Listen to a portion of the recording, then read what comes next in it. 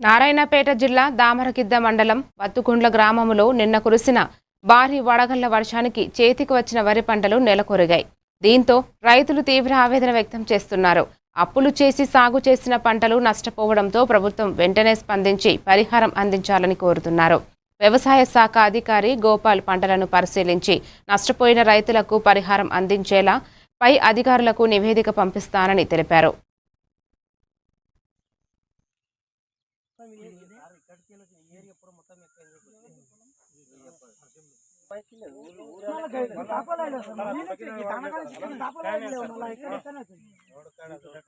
నా పేరు సాయప్ప.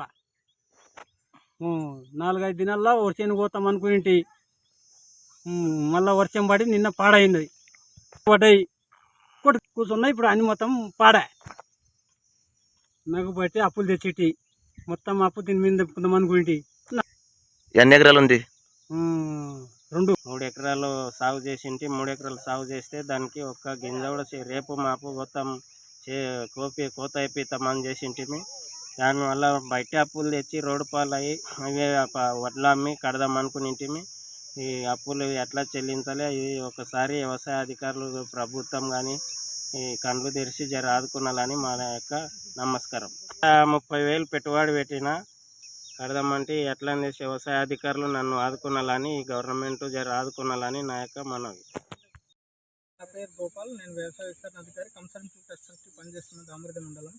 అయితే నిన్న మంగళవారం రోజు రాత్రి వత్తుకుండ్ల గ్రామంలోనే ఈ నష్టం చేసి మొత్తం అన్నీ ఎంత ఎగ్జాక్ట్లీ మెజర్మెంట్ తీసి ఎన్ని ఎకరాలు నష్టపోయిందని చెప్పేసి ప్రతి ఒక్క రైతుకు కూడా వాళ్ళ పొలం దగ్గరికి ఫీల్డ్ విజిట్ చేసి ప్రతి ఒక్క రైతు డేటా తీసుకుంటున్నాం. తీసుకొని రైతులకు తగిన న్యాయం అంటే తగిన ఆర్థిక సాయం చేసేటట్టు ప్రభుత్వం నుండి కోరుతామని చెప్తున్నాం.